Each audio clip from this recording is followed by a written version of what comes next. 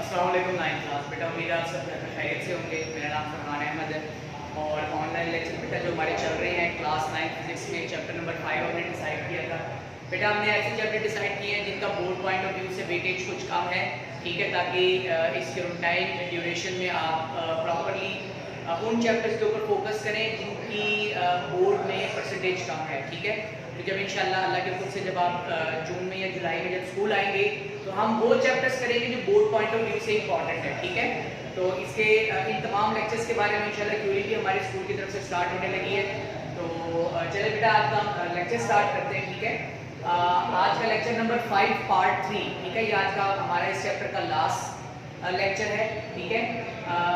हम एक्सरसाइज के न्यूमेरिकल्स कर रहे थे बेटे, और से लेकर व्हाइट बोर्ड की तरफ, ठीक है।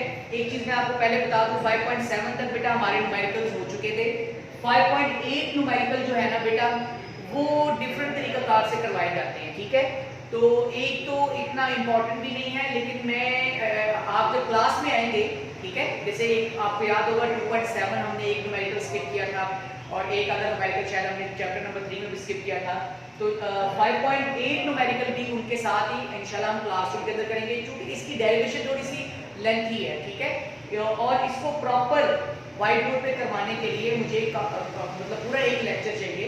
तो मैं बिल्कुल टाइम वेस्ट किए बगैर मैं अपने जो है ना इस 5.8 को मैंने क्लासरूम के लिए डिसाइड किया, ताकि जब आप क्लासरूम के अंदर आएंगे तो आपको 5.8 और इसी जैसे मजीद जो न्यूमेरिकल्स बेटा हमारे रह गए हम इंशाल्लाह उसको क्लासरूम के अंदर बेटा फाइंड आउट करेंगे। परेशान नहीं होना आपने, बहुत इंटरेस्टिंग न्यूमेरिकल है वो भी, ठीक है।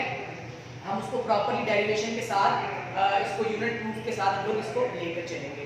अच्छा जी, 5.9 न्यूमेरिकल क्या है जी? 5.9 और 5.10 दोनों न्यूमेरिकल्स बेटा सेम है, कोई फर्क नहीं है, ठीक है। 5.9 मैंने डिसाइड किया आपको करवाने के लिए, 5.10 आप खुद करेंगे, सेम ऐसे ही है। मैं इंशाल्लाह आपको वीडियो के एंड पर इसके बारे में भी बता दूंगा कि आपने ये लेक्चर अटेंड कैसे करना, आपने ये जो है ना न्यूमेरिकल कैसे करना है। 5.9 की तरफ आते हैं जी बेटा। एक पोलर सैटेलाइट है, एक सैटेलाइट है, वो जमीन के गिर्द घूम रहा है, ठीक है। एक सैटेलाइट है, ठीक है, वो जमीन के गिर्द ऐसे सर्कुलर मोशन में। अच्छा, अब जमीन से जो उसकी हाइट है वो है 850 किलोमीटर, मतलब जमीन की सतह से, जमीन के सरफेस से, ठीक है, अर्थ सरफेस से वो सैटेलाइट 850 किलोमीटर की हाइट पर है, यानी ये ऑल्टीट्यूड हो गया, एच हो गया ये, ठीक है। आपने ये पता करना है कि इतनी हाइट पर 850 किलोमीटर की हाइट पर इस पोलर सैटेलाइट की वेलोसिटी क्या होगी अपने ऑर्बिट में, मतलब वो जो घूम रहा है, वो जो सर्कुलर मोशन में है, वो कितनी स्पीड से, कितने मीटर पर सेकंड से वो घूम रहा है, ठीक है। हमने यही कैलकुलेट करना है। अच्छा, बहुत इंटरेस्टिंग न्यूमेरिकल है बेटा। अगर आप इस न्यूमेरिकल की स्टेटमेंट देखेंगे तो आपको गिवन डाटा सिर्फ और सिर्फ ऑल्टीट्यूड दिया गया होगा, h दिया गया होगा 850 किलोमीटर, ठीक है। चलिए, गिवन डाटा में आपके पास हाइट है 850 किलोमीटर। बेटा ये किलोमीटर है, इसे मीटर में कन्वर्ट करना है लाजमी, अगर आप नहीं करेंगे आंसर ठीक नहीं आएगा, अक्सर स्टूडेंट भूल जाते हैं ये, ठीक है। ये बहुत इंपॉर्टेंट पॉइंट है। आपने किलोमीटर को मीटर में कन्वर्ट करने के लिए मल्टीप्लाई 1000 कर दिया, तो ये बन जाएगा 850,000 मीटर्स, ठीक है। चलिए, अननोन डाटा में आपके पास है, आपने ऑर्बिटल वेलोसिटी, यानी कि वो सैटेलाइट जिस वेलोसिटी से अपने ऑर्बिट में सर्कुलर मोशन में है बेटा, आपने वो वेलोसिटी फाइंड आउट करनी है। अच्छा, हिडन डाटा, हिडन डाटा का क्या मतलब होता है, आपको मैंने पहले भी बताया था कि हिडन डाटा एक ऐसा डाटा है जो न्यूमेरिकल की स्टेटमेंट में गिवन नहीं होता, ठीक है। न्यूमेरिकल की स्टेटमेंट में गिवन नहीं होता, आपने जरूरत पड़ने पर अपने सिलेबस में से उसको यूज करना होता है। अब आपका चैप्टर नंबर 5 चल रहा है, अब हमें जहन में आएगा कि वी ऑर्ब फाइंड आउट करना है, तो वी ऑर्ब के लिए हमारे पास इक्वेशन है ये वाली, जिसे हमने बिल्कुल इस चैप्टर के लास्ट में मोशन ऑफ आर्टिफिशियल सैटेलाइट में प्रूफ किया था। तो अगर आप गौर करें यहाँ पर डिफरेंट किस्म के आपको क्वांटिटीज नजर आ रही हैं, तो ये हमारे पास हिडन डाटा होगा। हिडन डाटा है हमारे पास gravitational constant, radius of earth, mass of earth, क्योंकि अर्थ के गिर्द ये सैटेलाइट घूम रहा है, इसी वजह से मास ऑफ अर्थ हमने लेना है यहाँ। अच्छा, चलिए जी, सॉल्यूशन में हम स्टार्ट करते हैं। हमारे पास इक्वेशन है v और, देखिए फाइंड आउट हमें v और करना है, तो v और के लिए या ऑर्बिटल वेलोसिटी के लिए हमारे पास इक्वेशन है √gh * r + h। अब बेटा प्रॉब्लम यहाँ पे ये है कि हमारे पास v और फाइंड आउट करना है, r भी है, h भी है, लेकिन हमारे पास gh नहीं है। gh क्या है? इतनी हाइट पर इस स्लाइड पर ग्रेविटेशनल एक्सेलरेशन की वैल्यू क्या है, वो gh कहलाती है। ठीक है, ग्रेविटेशनल एक्सेलरेशन ऑन हाइट। तो हम एक काम करते हैं, हम पहले gh की वैल्यू फाइंड आउट कर लेते हैं। ठीक है, इसकी कैलकुलेशन करके इसकी वैल्यू को सिक्योर कर लेते हैं, फिर ये फार्मूला लगाकर वैल्यूज पुट कर हम आंसर निकाल लेंगे। ठीक है, आप बेटा डिफरेंट नोट्स में देखेंगे तो वहां पर इस इक्वेशन को यहीं पर पुट करके प्रॉपर बड़ी कॉम्प्लिकेटेड सी इक्वेशन बना दी गई है। बेटा कोई जरूरत नहीं है आपको इतनी कॉम्प्लिकेशन में पढ़ने की।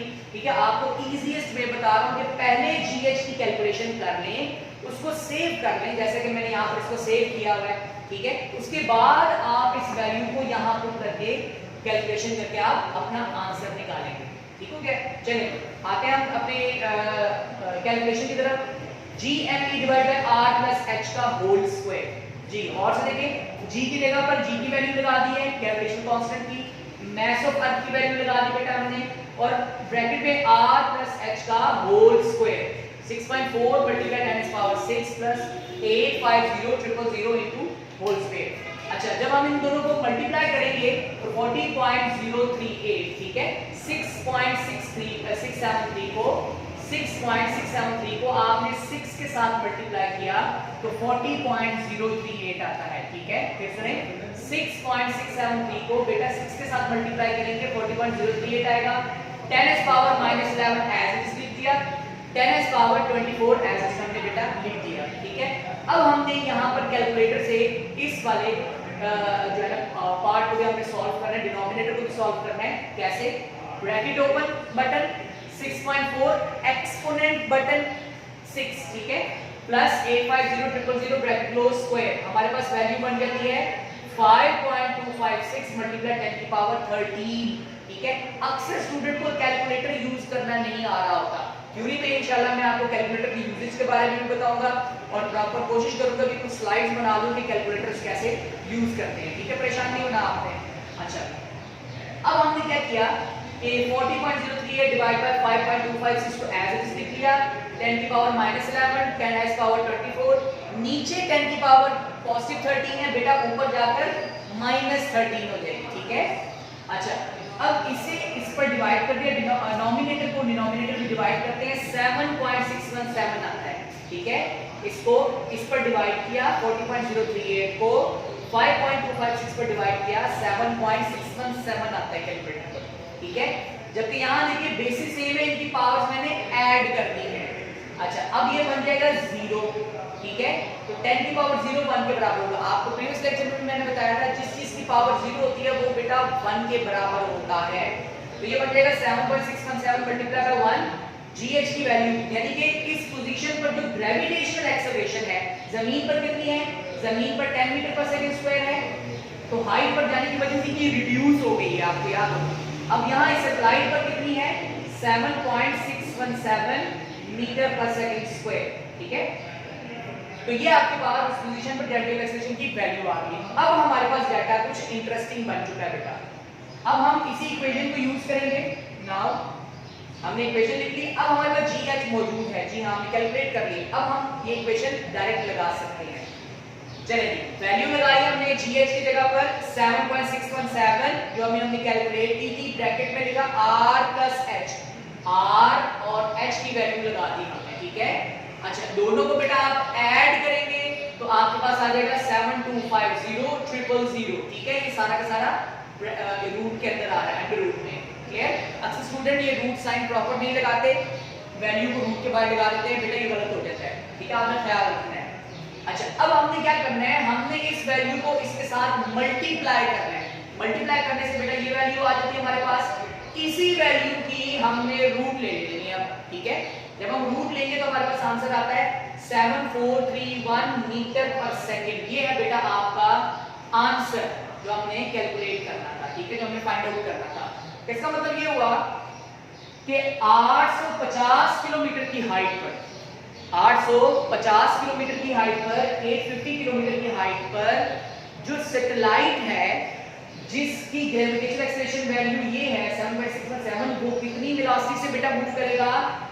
7431 मीटर पर सेकंड, 7431 मीटर फी सेकंड, यानी कि एक सेकंड में 7431 मीटर, ऑलमोस्ट 7.5 किलोमीटर, 7.5 किलोमीटर फी सेकंड, इतनी तेजी के साथ ये बेटा जमीन के गिर्द सर्कुलर मोशन में होगा, इतनी वेलोसिटी में होगा। ठीक है, ये बेटा आपकी कैलकुलेशन थी, न्यूमेरिकल था लास्ट। अच्छा, अब मैं आपको बता दूं 5.10 में आपके पास क्या है, 5.10 में आपके पास जो h की वैल्यू है वो 42,000 किलोमीटर है। ठीक है, यहां पर h की वैल्यू 850 है, वहां पर 42,000 है। आपने सेम इसको भी कन्वर्ट कर देना है।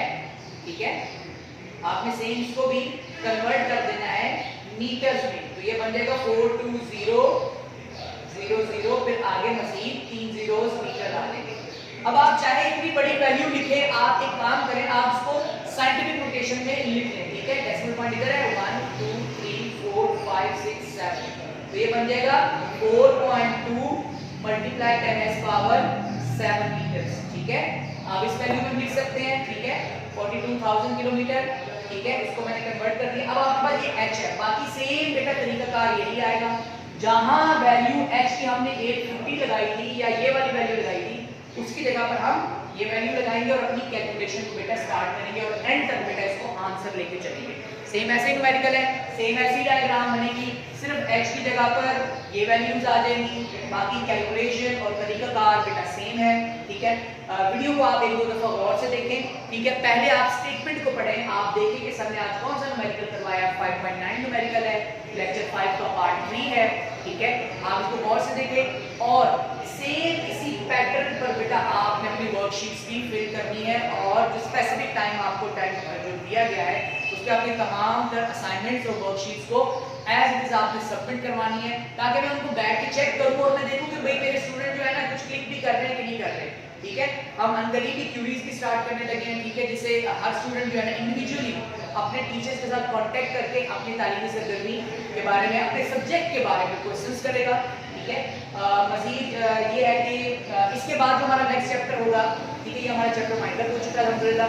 ठीक है, अच्छा बेटा एक चीज मैं आपको बहुत इंपॉर्टेंट बात करूँ, जरूरी नहीं है कि आप इन लेक्चर्स को बस एक दफा देख लें, समझ लें, फिर अपना काम करें। आप इन लेक्चर्स को बार बार देखें। ठीक है, अपने कैजुअल टाइम में आप देखें, क्योंकि अब आपने मार्क्स लेने हैं। ठीक है, आपने अगर तो तैयारी इन दिनों में छोड़ दी है तो बेटा बहुत प्रॉब्लम हो जाएगी, क्योंकि जब आप स्कूल आएंगे तब आपके पास जो ड्यूरेशन है, जो टेन्योर है, वो बहुत कम रह जाएगा, जिसमें आपने 50 to 60% मैक्सिमम 65% सिलेबस को वाइंड अप करना होगा।